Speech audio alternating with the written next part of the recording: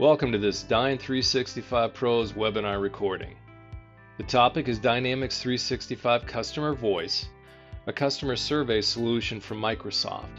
The Customer Voice pre-built survey templates and dashboards get you started very quickly, and the native connections to Dynamics 365 tie survey results directly back to customer records. While you're here, make sure to subscribe to our channel for helpful and informative Dynamics 365 related content.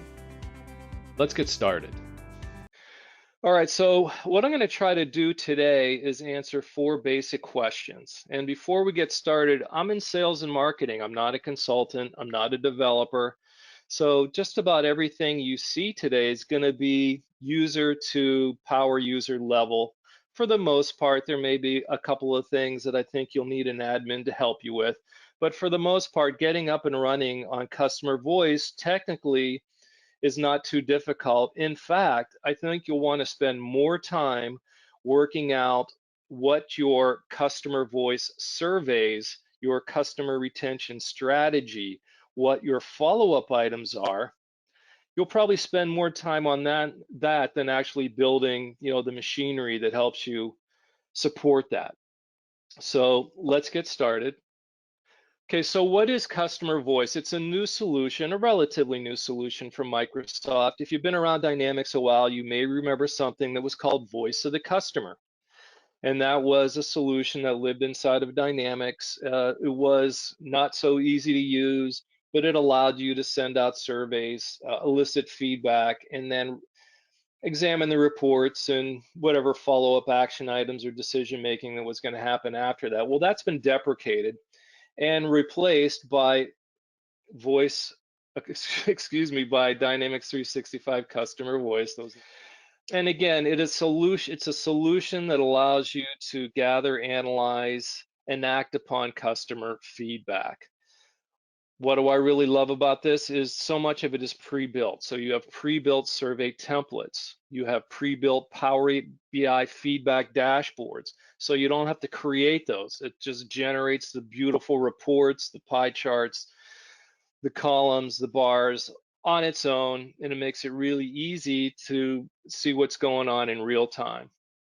There are lots of ways to send the surveys. We can send them as a one-off. We can upload a list to send the survey to. It can be triggered. The survey send can be triggered by an event inside of Dynamics. For instance, let's say we close out or resolve a customer service case. As soon as we resolve that case, we can send a trigger to the survey to be out to that customer so we can start gathering information on how we did. Did they like our technician? Was the solution good? Did the salesperson tell the truth? All that kind of good stuff. And the other beauty of this is you can use it with Dynamics, but you don't have to. So if you want to use it as a standalone, you can do that.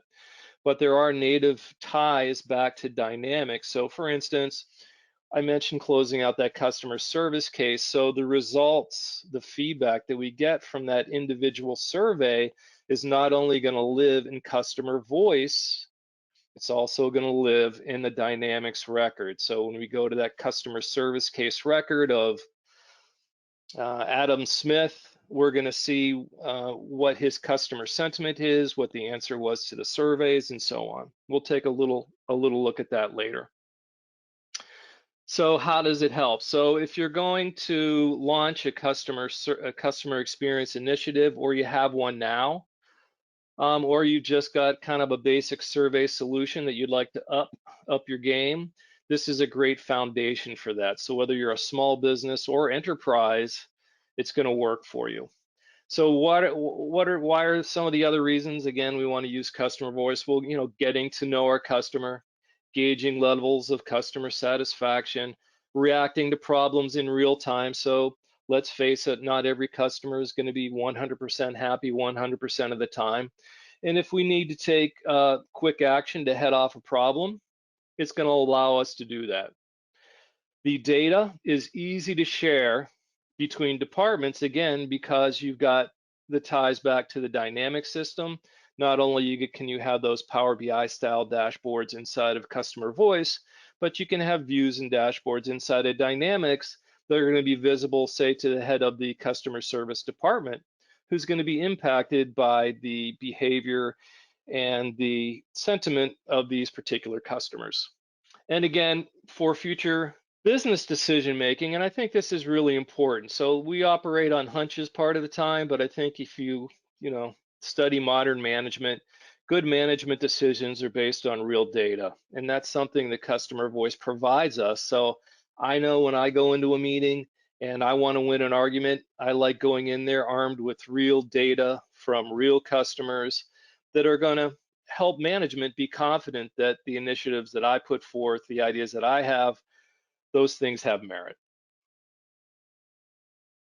All right, so how do we get started? So for Dynamics 365 customer engagement users, congratulations, you have rights to customer voice right now. Again, if you're a Dynamics 365 customer engagement customer, you have rights to customer voice now. There's no additional software fee. You are entitled to 2,000 responses per month. So it's sort of a consumption-based deal here. If you exceed 2,000 responses, then you will add these add-on response packs, and the cost of those are $100 per 1,000 responses. If you don't use Dynamics 365 and you'd like to use customer voice as a standalone, that's okay. So the cost overall is going to be $200 per month. And again, you're going to be entitled to 2,000 responses per month. And if you exceed that, you'll buy these add-on packs, $100 for 1,000 responses. So where would I go out, Mark, if I was, so excited that at the conclusion of this webinar, I just want to get started. I'm really pumped. Let's go. So you can go to a couple places. Microsoft now has a customer voice, I'll call it a microsite. So if you're an existing Dynamics customer with an Office or 365 or Microsoft 365 tenant that your Dynamics lives in, you can go to this website, this web page. I don't know if you can see my cursor, but the woman pictured above. And if you click on trial or get started and you're logged into your Microsoft or Dynamics tenant, it's going to recognize you and allow you to download the solution into your system. So this might be a place where you want to ask your power user or your admin to get involved, because we don't want to muck that up. The other place you can go look for it is on Microsoft AppSource. I don't know if you know that Microsoft has a store where you can buy Microsoft solutions, add-on solutions. You can buy services from reputable partners. We offer several services on AppSource. So if you wanted to deploy customer voice or Power BI or get up and running on sales or medical device management, we offer all those kind of services. So that's a handy thing to know about if you're a Microsoft customer. So again, real quickly, here's the sales pitch. We have a 2-day workshop. It gets you started on customer voice in just 2 days, roughly 16 hours of your time. It's offered for a fixed fee of $39, which is very competitive considering other solutions out there. And again, we're going to go through all the things you need to know to get started on customer voice, and we think you'll like that a lot. All right, so now what we're going to do is we're going to transition to a live environment. All right, so hopefully what you're looking at now is my customer voice homepage. This is what it looks like. Very easy to get started, very simple. They even give you some videos here that can kind of give you some of the basic training that you'll need. One of the things I want to draw attention to right off the bat is customer voice lives again inside of my Microsoft Cloud Solution portal. So the same place I'm going to go to log into Dynamics, log into Outlook or SharePoint or Calendar or Power BI or Teams or any of your other cloud-based solutions, customer voice is going to live there. So it's really easy to get to. And now I think you're probably, getting a better idea of kind of the concept of all of this data living in one happy place in the cloud, so that when we want to tie back that customer voice survey to a Dynamics record, like a customer service case or a contact record, it's really easy to do. There's a native connection there.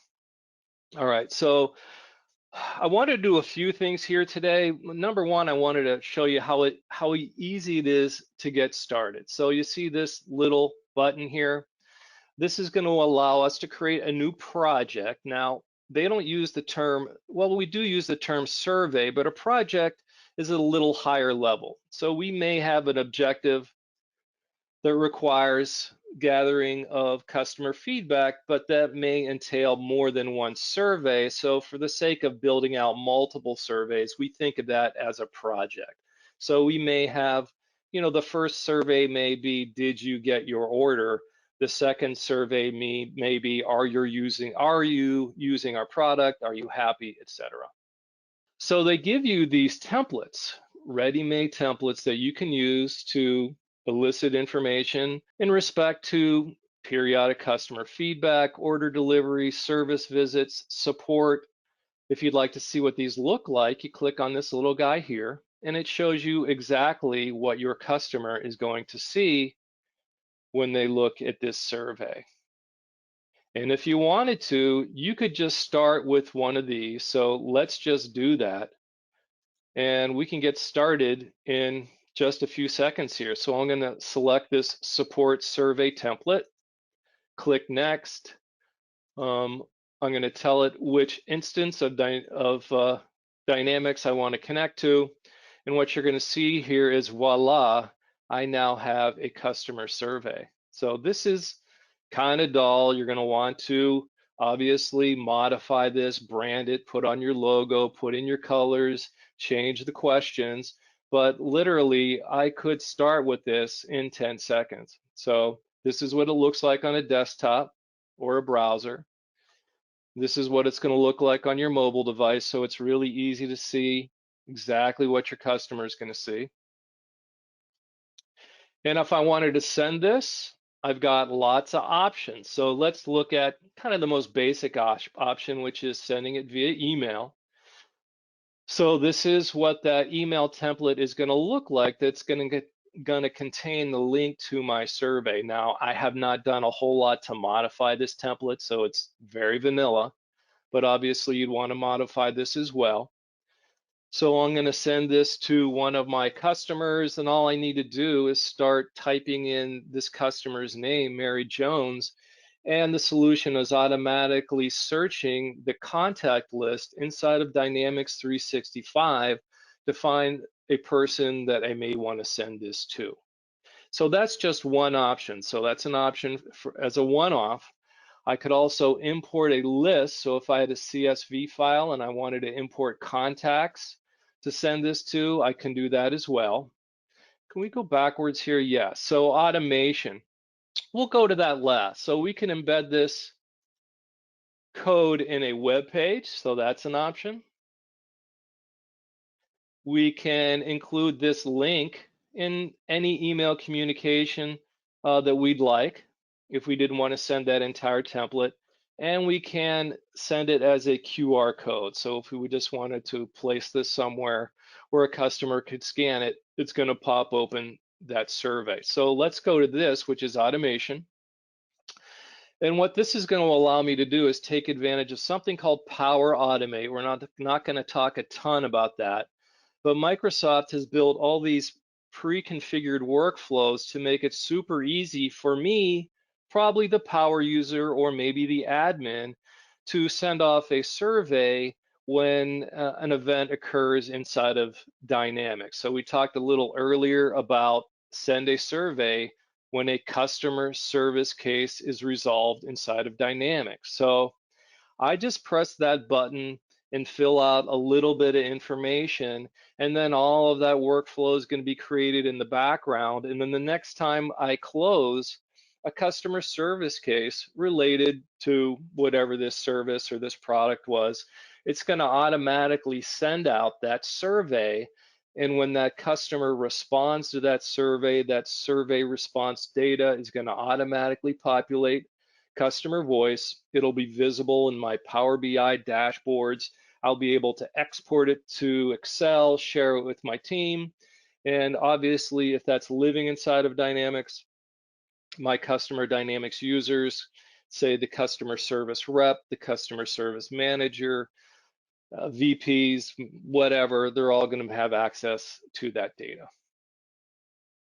All right, so if nothing else, I think we've demonstrated that you can get started in literally seconds. Again, you're going to want to take some time to strategize on the nature of your questions, what the follow-up is to the answers to those questions, why it's important that we're doing, gathering customer feedback.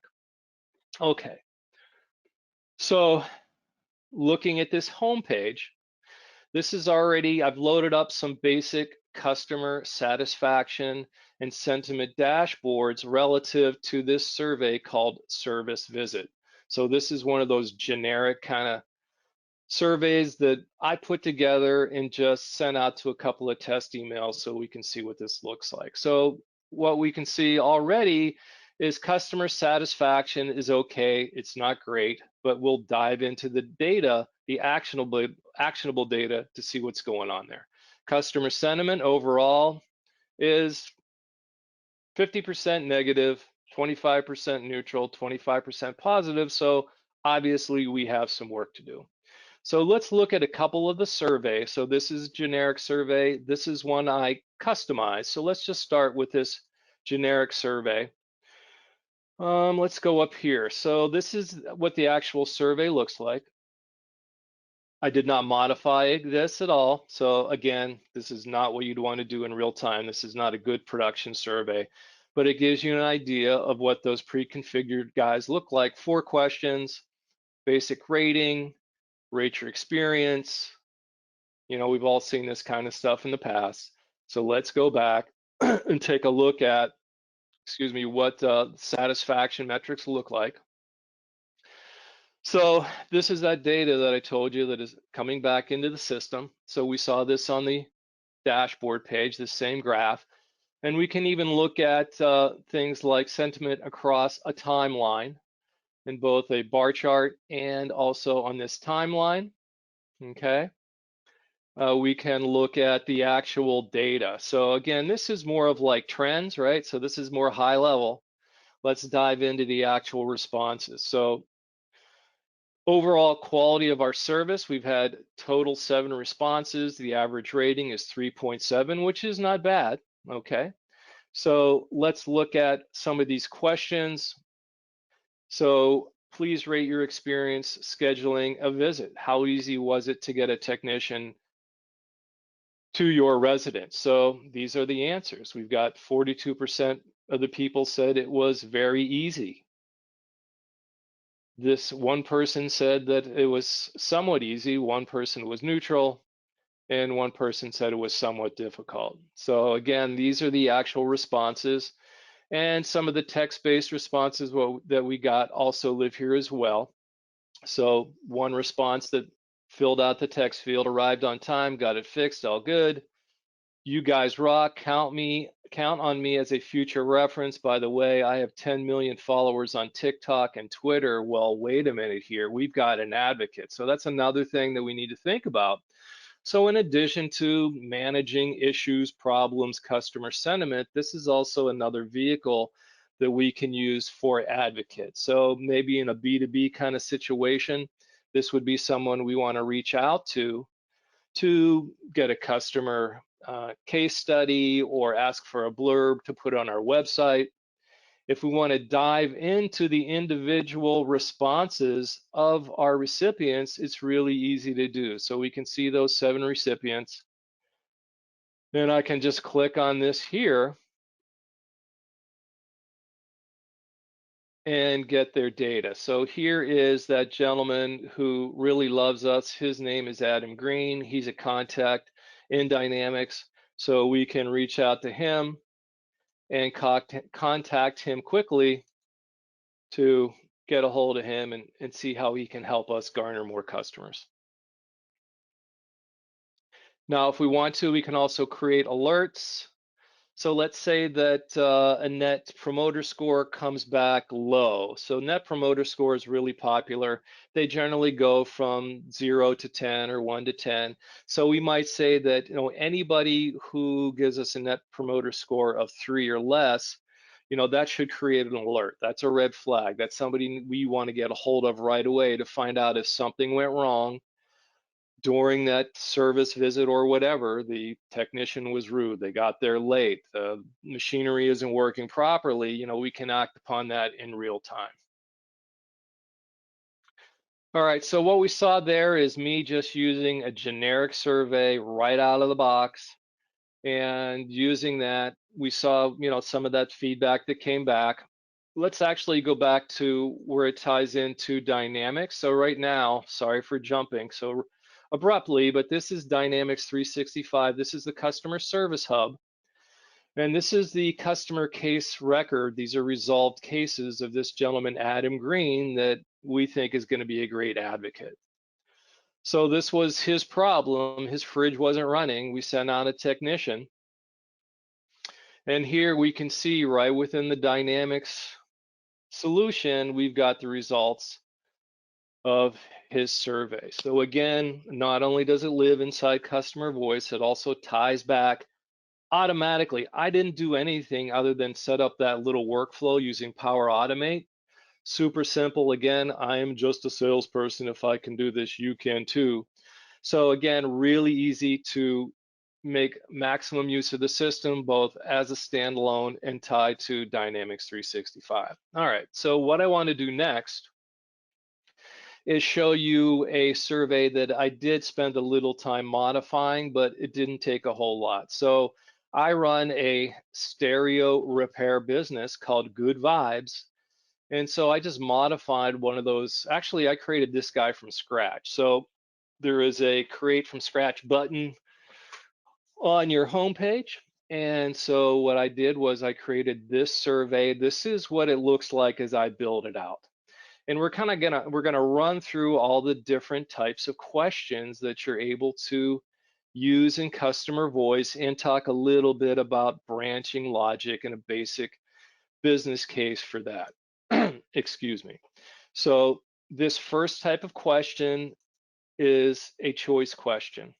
It was really easy to do. All I had to do was hit this add new button, and what I get is, we'll look at that near the end, but I'll just show you how easy it is. When I hit this button, oh heck, let's just do it now.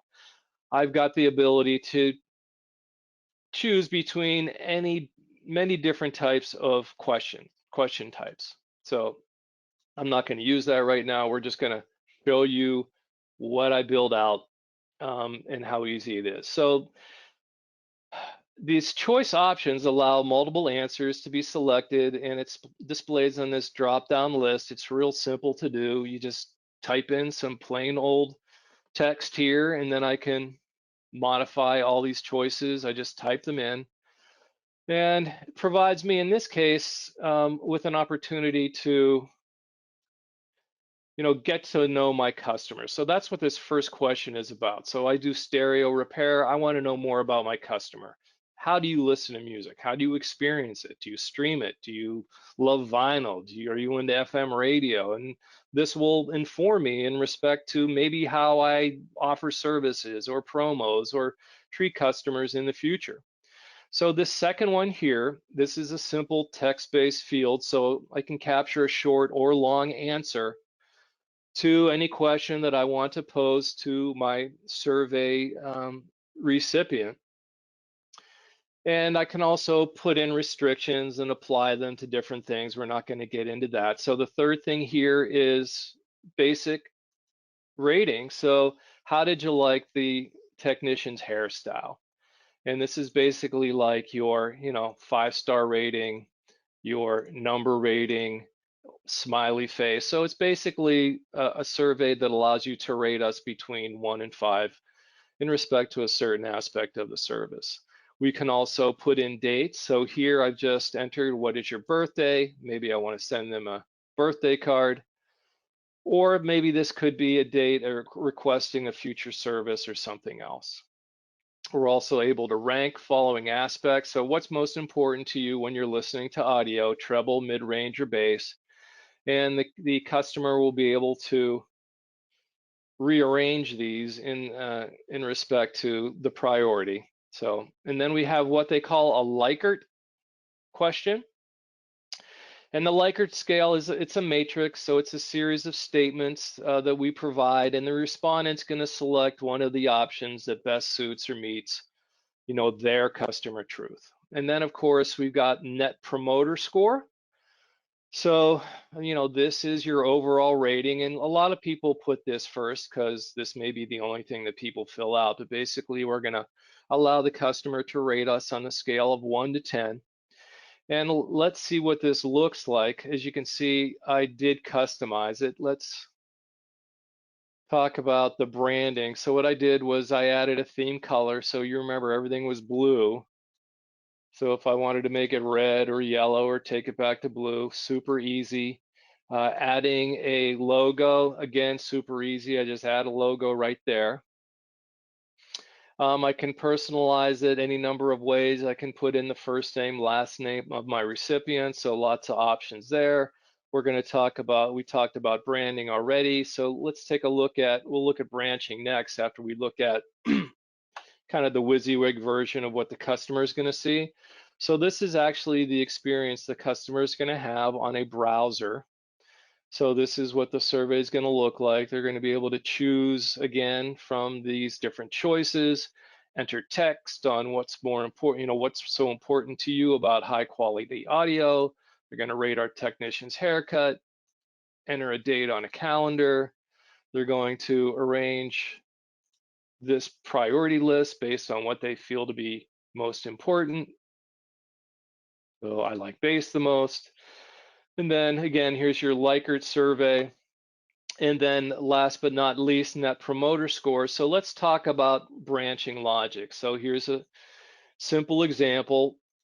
If they rate us a 10, hey, that's great, no problem. If they rate us 0, we're going to pop open a new field that is like, whoa, wait a minute. So what's going on? What was the reason for that low score? So that kind of ties back into that alert.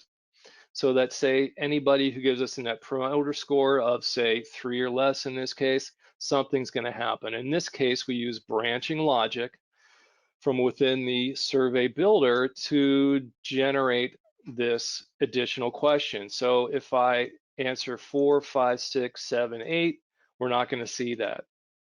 If I answer 3 or less, we're going to see this pop open.